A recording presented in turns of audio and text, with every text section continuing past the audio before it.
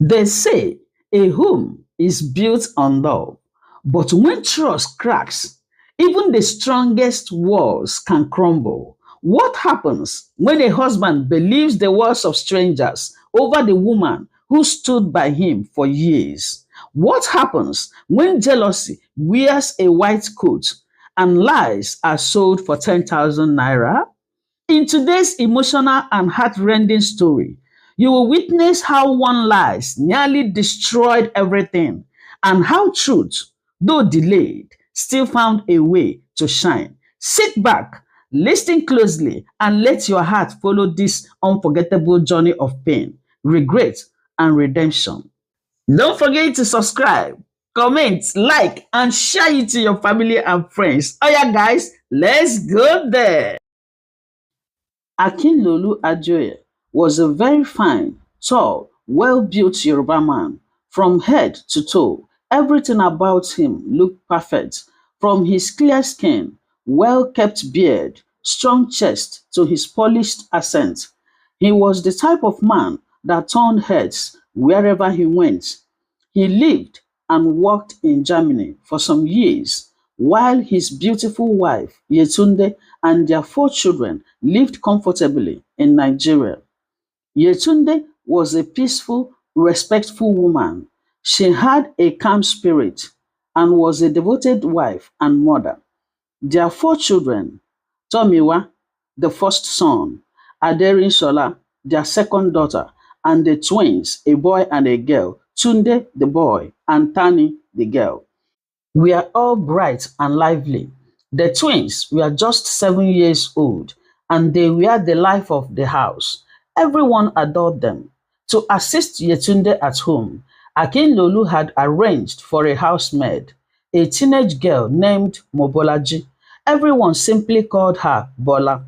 She was just 16, humble and obedient, and had been living with the family for years now.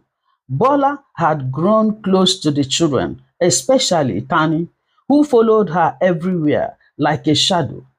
Before Akinlolu traveled abroad, he made sure everything was in place for his family. He even introduced his wife to their longtime family nurse, now a certified medical doctor named Dr. Kike Lomo. According to him, Dr. Kiki had been with his family for years, from when she was still a student nurse till now that she owned her own clinic. He trusted her so much. In his own words, he said, if anything happened, just go straight to Kiki's clinic. She knows how to handle everything. She be like family to me. Dr. Kiki had a small but neat private clinic not too far from Adeoye's home. She had promised to look after the family anytime they needed her. When Akinlolu got to Germany, he kept his word.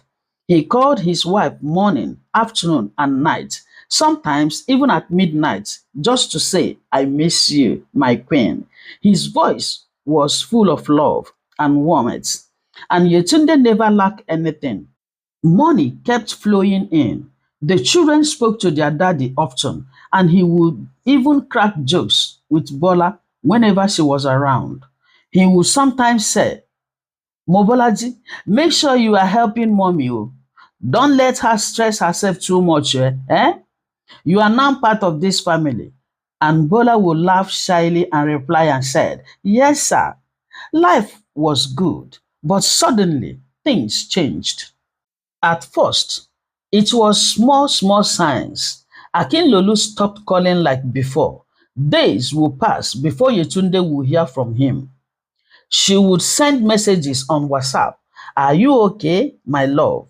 And he would reply 2 days later with just, I'm fine. No smiley, no pet name, nothing.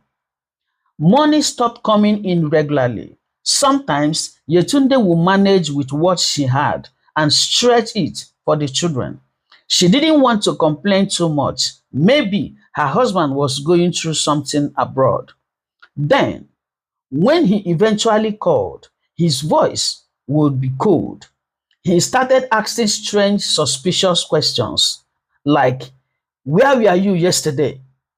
Who was in the house? Do you have any visitor you didn't tell me about? Why did it take you 3 minutes to pick my call? At first, Yetunde would laugh. She thought he was joking as usual, and she would say, Akin, which one is all this question now? You don't turn to FBI. But he wasn't laughing anymore.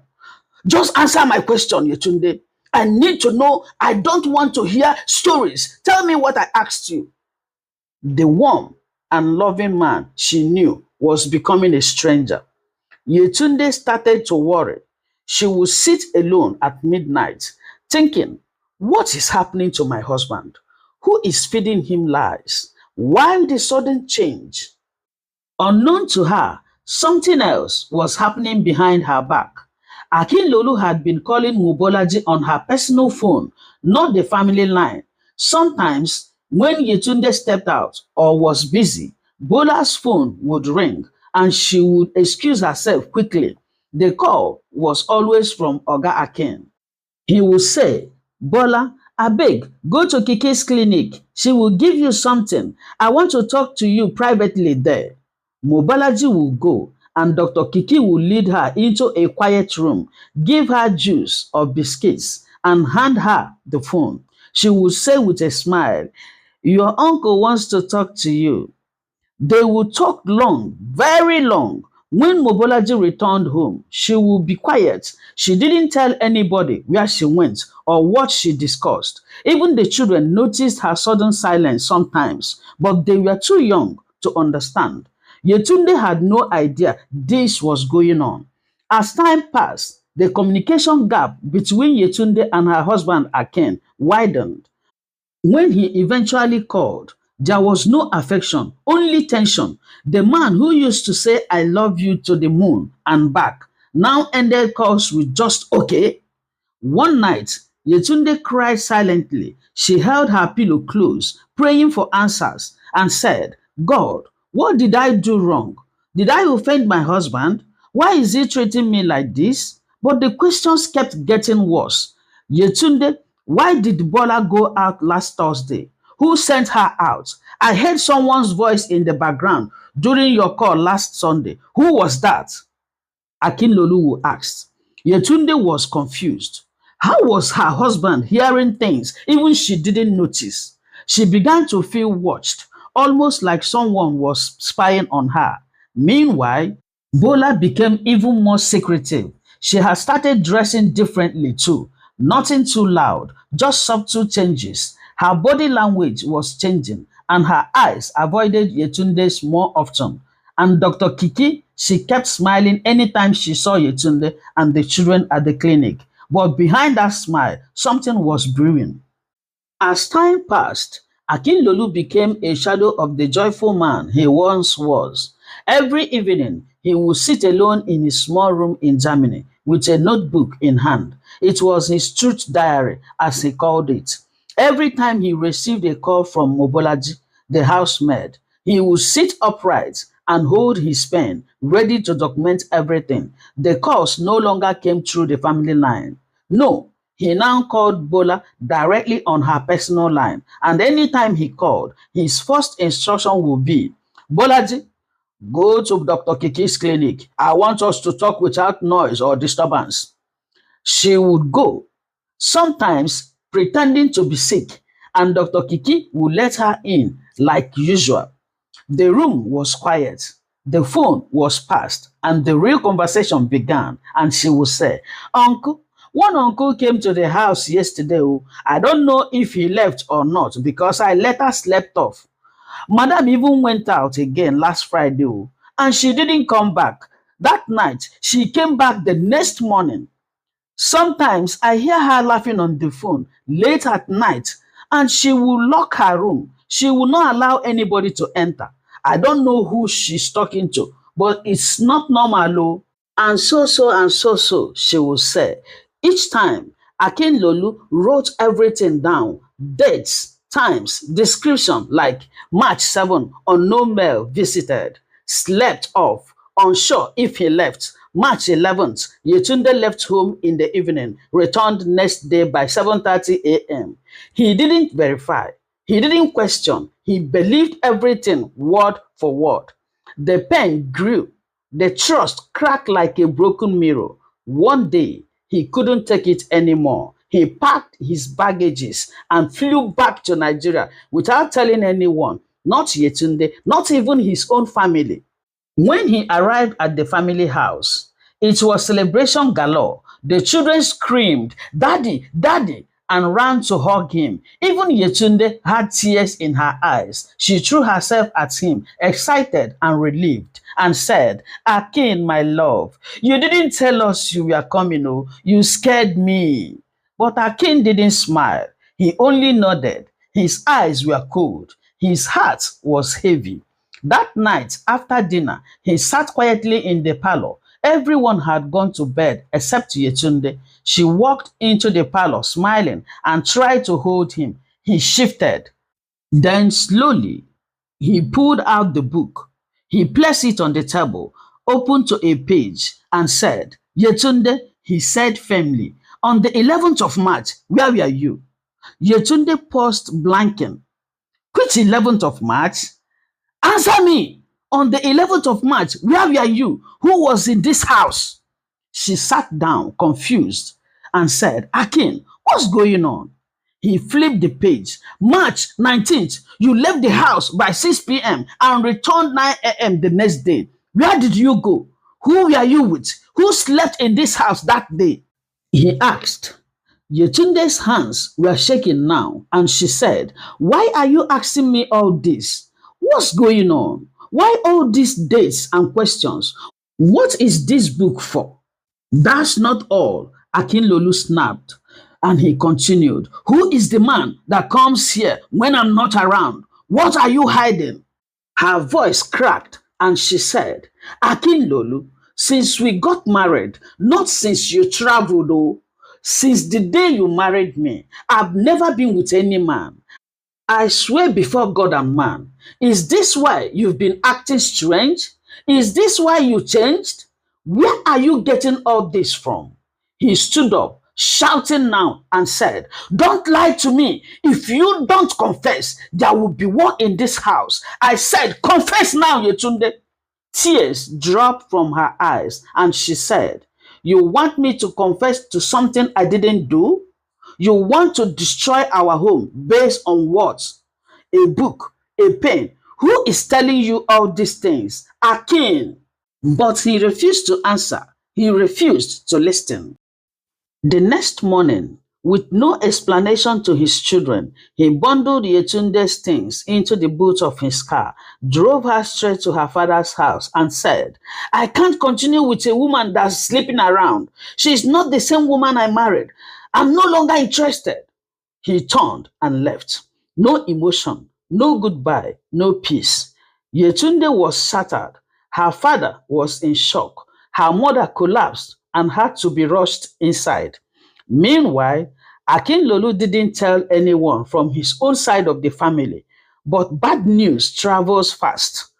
When his relatives heard, they were furious and they said, "You sent your wife back like that?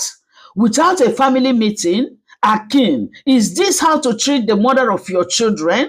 What exactly did she do? And who told you she did it?" But Akin kept quiet. He refused to speak.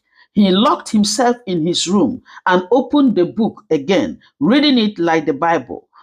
But as the days passed, the questions started troubling him too. Was Mobolaji telling the truth? Why was she the only one he believed? Why did she always have something to report after going to the clinic? Why didn't he confront Yetunde before disgracefully returning her to her parents? Was he used? Even the children started asking questions. "Daddy, when is mommy coming back? Why are you not talking to mommy again?" And Mobolaji, her behavior changed again. She smiled more, walked freely around the house like she now had authority. And Dr. Kiki, she had stopped picking Yetunde's calls entirely. Something deeper was going on, and Akinlolu had no idea he was just scratching the surface of a dangerous trap. The news of Yetunde's disgraceful return to her father's house had spread like wildfire.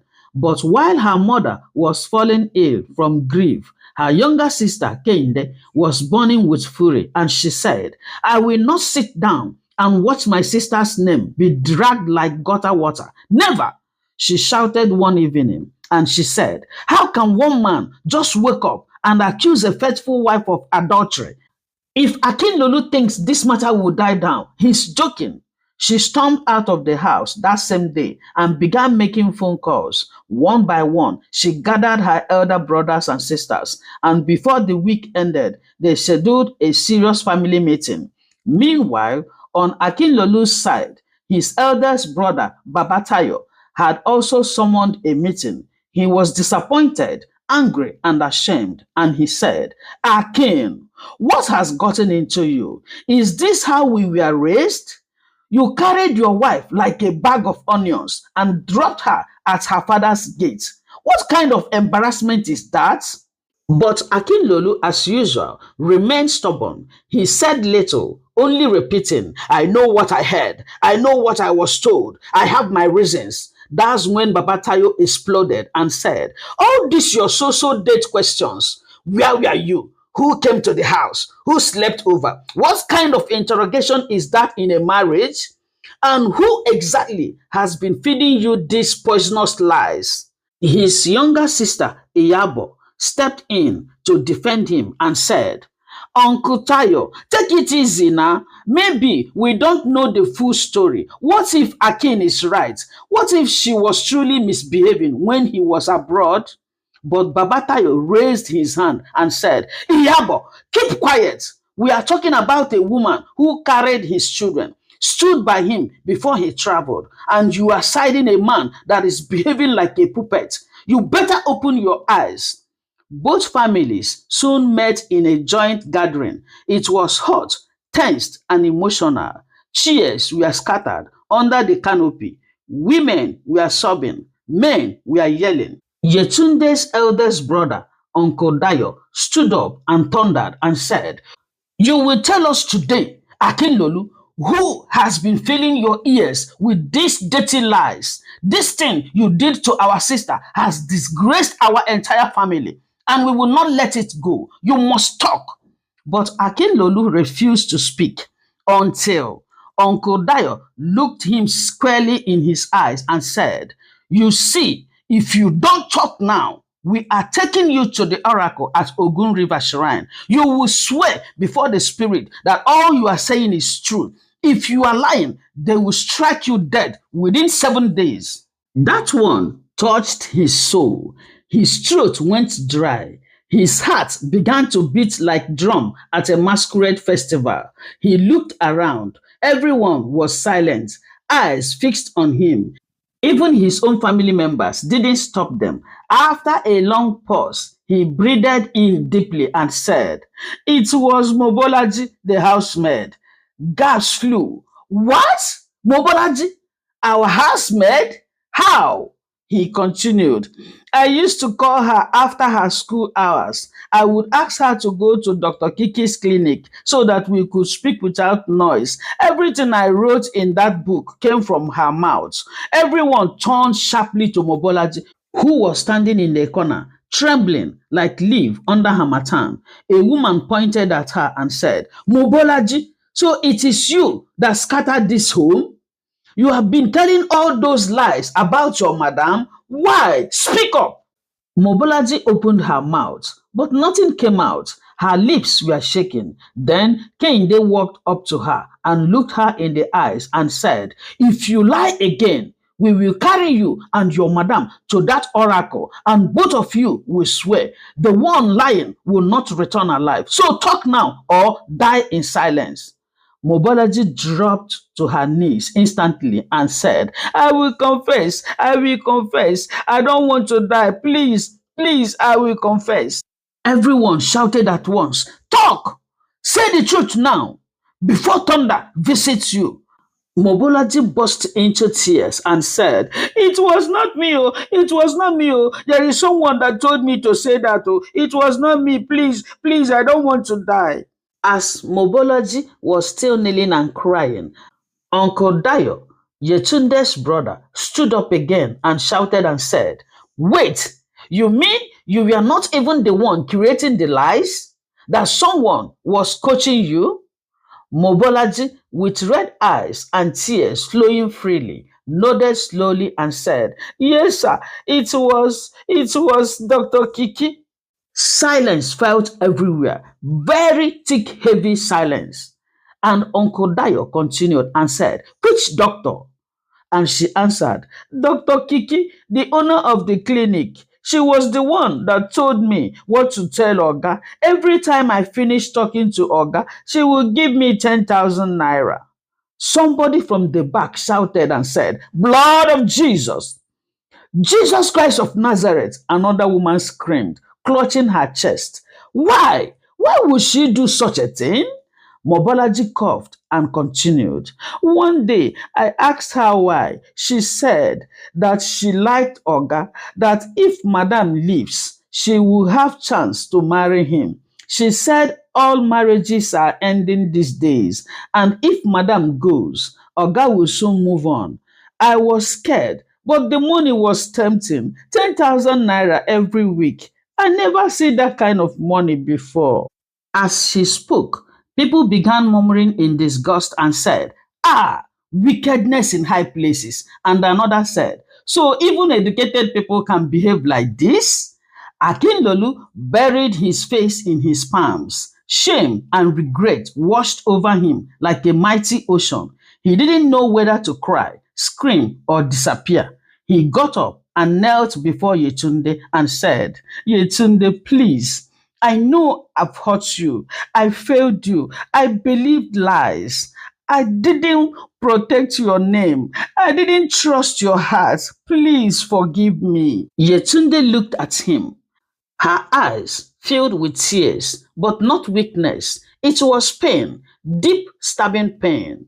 "Akin," she said slowly, her voice shaking, "you did not just hurt me. You destroyed me. You threw me to the wolves. You believed a housemaid and a clinic nurse over your own wife. You threw away everything we built for years like it was dust.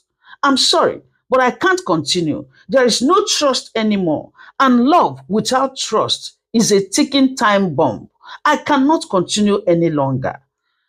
Akinlolu turned to the elders and said, "Please help me beg her. She is my wife. She is the mother of my children. I messed up, yes. I was blind, yes. But please, don't let this end like this. Please, I still love you." But no one spoke. One by one, everyone got up and left in anger.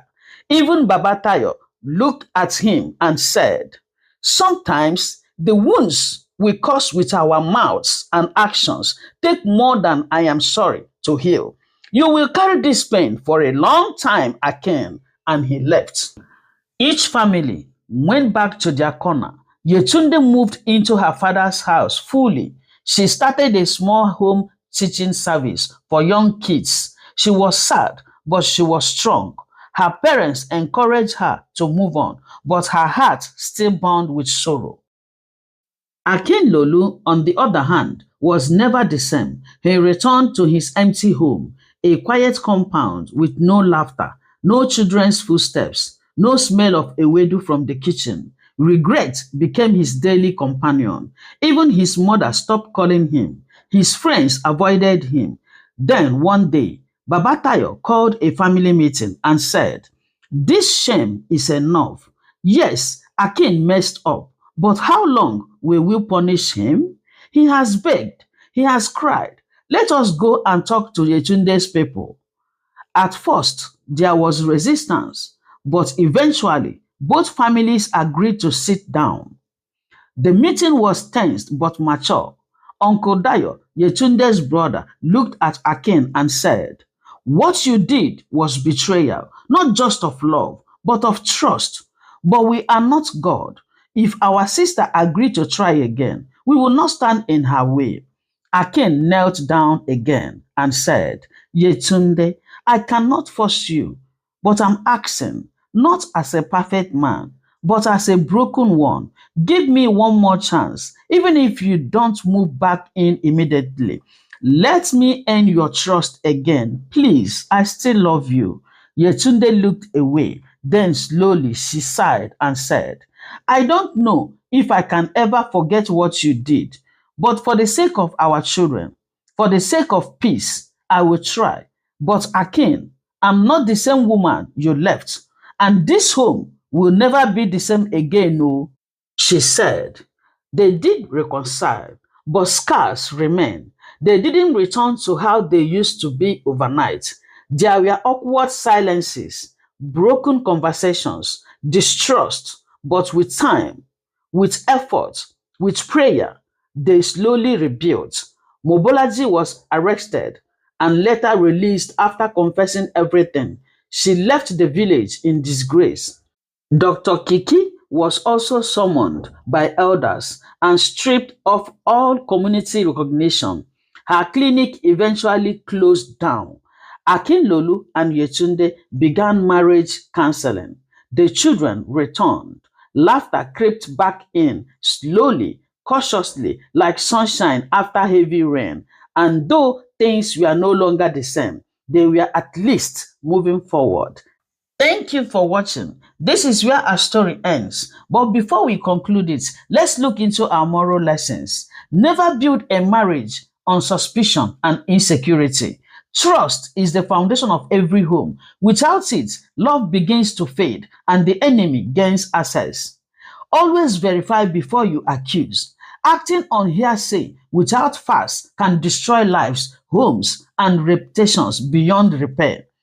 Be careful who you let into your home. Not everyone close to your family has pure intentions. Jealousy and hidden agendas can come from those you least expect. Money can be a dangerous tool in the wrong hands. The housemaid was paid just 10,000 to lie, and that lie nearly destroyed an entire family. Don't joke with the power of influence. The nurse or doctor used her influence to manipulate a young girl, proving how dangerous unchecked influence can be. Family should stand for truth, not take sides. Both families stood their ground and insisted on truth, and that unity brought healing. Forgiveness can heal, but trust takes time to rebuild. It's possible to forgive, but the damage caused by betrayal lingers. Be slow to destroy what you may one day regret. No secret is hidden forever. Lies may last for a while, but the truth always comes out, and when it does, it speaks louder. In conclusion, this story reminds us that trust is the heartbeat of every relationship. Once it stops, everything begins to fall apart. Be careful who you allow into your home because not every smiling face carries a clean heart. For just 10,000 naira, lies were sold, pain was planted, and the marriage nearly collapsed. Before you accuse, be sure. Before you walk away, be certain. Because once trust is broken, even truth may not fix it easily. But in all things, family, unity, and forgiveness still carry the power to heal even the deepest wounds. Remember, no secret is hidden forever, and no lie can bury the truth for long. This concludes our story. Thank you so much for watching this emotional, powerful story. If this touched your heart, don't forget to like, comment, and share. Share it with your family and friends. And don't forget to leave your comments, your questions, or your suggestions in the comment section, and we will come back to deal with it. And please, if you love real life stories that teach deep lessons, inspire change, and touch the heart, kindly subscribe to this channel and turn on your notification bell so you don't miss our next story. God bless you all as you do so. Love you. Bye bye.